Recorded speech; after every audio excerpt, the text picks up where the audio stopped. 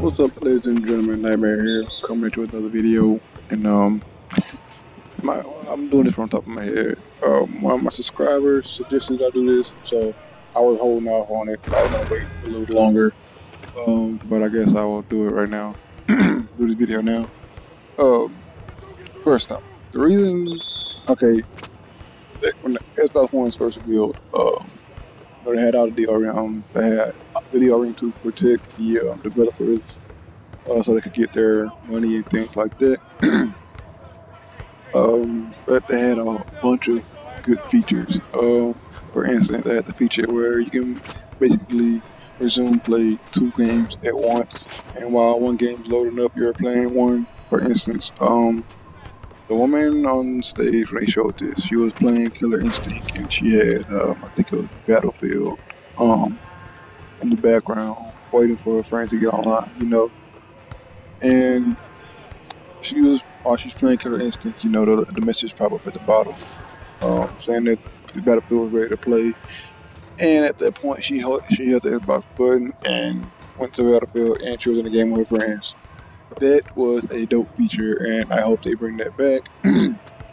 I'm just saying, people were looking at the features that the Xbox One had from the beginning. And if you were people one people that had a good head on your shoulders, you know what I mean?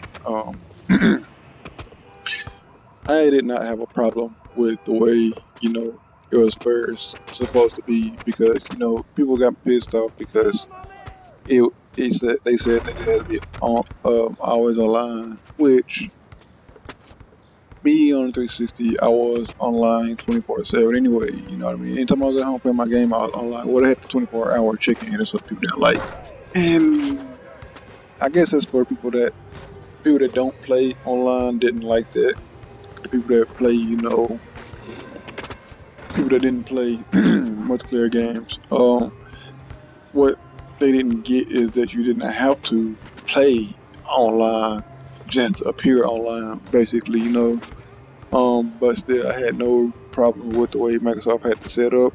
The features were good. You could share games with other 10 people. I know some people are sitting back like, oh my God, what are you talking about? Like, why would the developers go with that? The developers will go with that because at the same time you're sharing your game with 10 other people, the developers were protected to where they're getting the money from every purchase of the game. So I'm pretty sure they're all like, okay, they're gonna protect us, so we're gonna do this feature with them. I'm pretty sure the majority of the developers were on board with that. Everything got switched up. They did that's what they wanted. They took everything away, and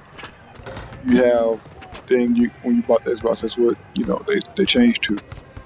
And at the beginning, the startup screen is a little confusing. It looks similar to 360's dashboard, but it was different in a way, if that makes sense. It was different in a way, if that makes sense. And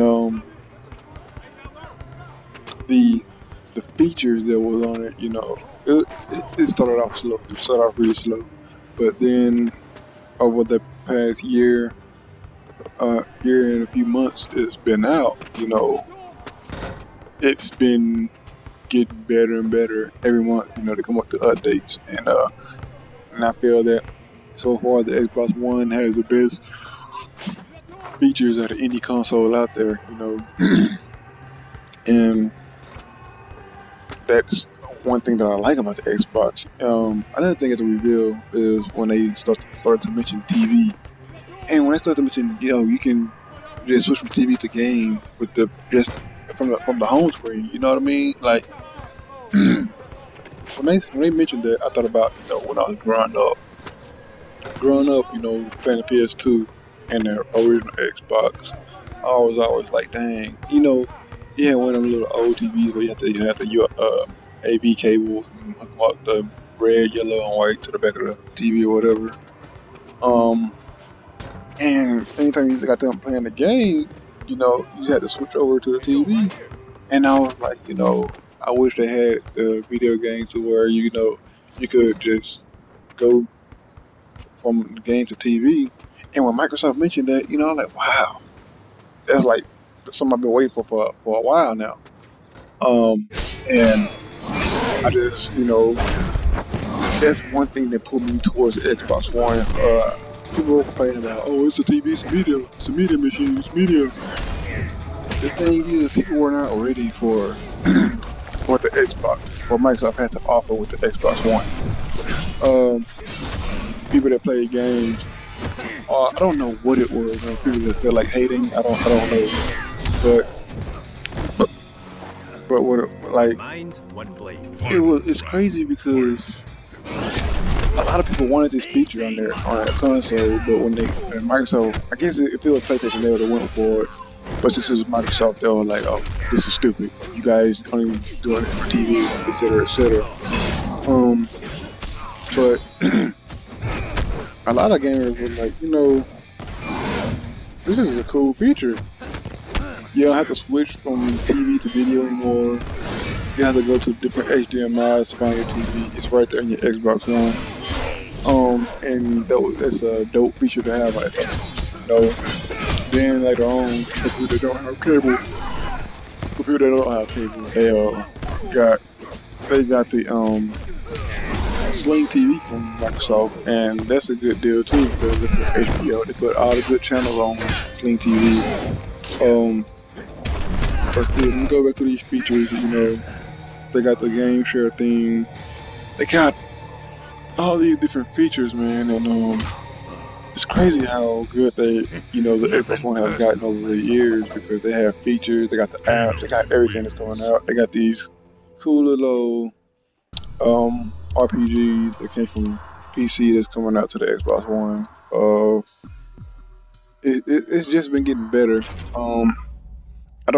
As far as the media goes, I don't know what the hate came from. I think it came from them being supported by Sony.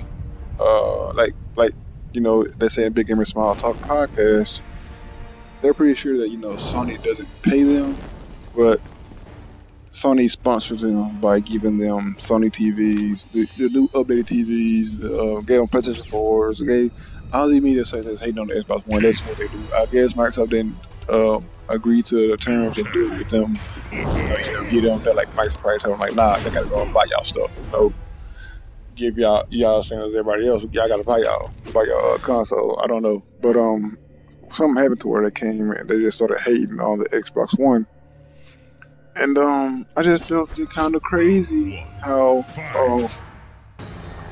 biased media has gotten towards Xbox One, and it seems like sometimes when the PS4 is doing bad, they turn a blind eye to it and focus on the Xbox One. I was going to try to give an example, but I just had a brain fart and forgot what I was going to say. For instance, both consoles have used PC gameplay before, and there was an article on PS4 using it, and you heard it for it was a topic for a few hours, but once they realized that Xbox One used it for Witcher 3, you hear about it for days, and it's kind of crazy how biased the media is for the Xbox One. But in my eye and other Xbox fans' eyes, the Xbox have been picking up a lot basically. I haven't really been doing anything wrong that I could see, but somebody is always out there looking for something for Microsoft to slip up, and they're they hop to it real fast. The bias towards the Xbox One is pretty ridiculous if you ask me. And it came out of nowhere. Phil Spencer came. When he became the head of the Xbox One, Xbox division, Xbox took a turn for the good. I guess they took a turn for the good. So far, they come out with exclusive, new IPs, and they interact with you on social media, Twitter, Facebook, etc. They interact with the fans. I guess I'm gonna talk about E3 right now. I'm not too big on the predictions because I don't want to get my hopes up and things like that. I don't want to see any more leaks this year because last year they were leaking a few things and it gets your hopes up or it disappointed you. But even though some of them might have been right when the E3 came, you weren't surprised anymore. And that's another thing that people are getting tired of Microsoft doing because Microsoft is pretty secretive with what they do, what games are coming out. They got coming out exclusive AAAs. They're pretty quiet with all that, and people are not, take all too kindly with that. Um, so people are getting restless with Microsoft doing it, and they want answers basically. Um, but as far as my E3 predictions go, I'm expecting them to play some type of scalebound gameplay because that's like ever since I seen the CGI for that game, I have been waiting to see that game gameplay of the game. I want to see something from that game, like seriously. I think they're gonna show Gears of War collection. I mean not collection, remastered the first Gears of War. I think they're gonna show Fable Legends because if Fable Legends isn't, well, I think it's not gonna be out by E3. Fable Legends is gonna be out soon after E3. I think it'll be July, August. I think it'll be released for Windows 10. I don't know if they're gonna show the HoloLens for the Xbox One. I don't think they are.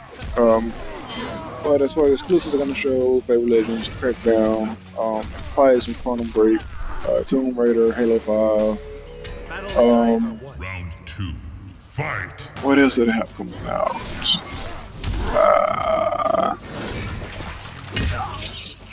I have no idea what they are coming out now. They said they got a bunch of AAAs coming out, and I just want to be surprised with what they come out. But those are basically the games I think they're gonna show. I really don't want to see the games that showed last year, but I'm pretty sure they're gonna probably try to toss them in there, and I'm pretty sure they're gonna show their little montage with all the indie games on it. I'm not too big on the indies, so I download some indies that look if they're interesting to me. But other than that, I don't really, focus on the indie game. I was thinking about some other games, but it just freaking slipped my mind. I don't know. Let's see. Crowd. We got a brain fart, a crazy brain fart. But I wasn't trying to make this video too long. I just want to see Microsoft surprise everybody. I want them to just, get on stage and mention. They said they're gonna mention those but exclusives. I just want to see them do it. You know what I mean? I want to see them get on stage, nothing but exclusives across the board, and drop the mic and walk off stage. Of course, it's not gonna happen.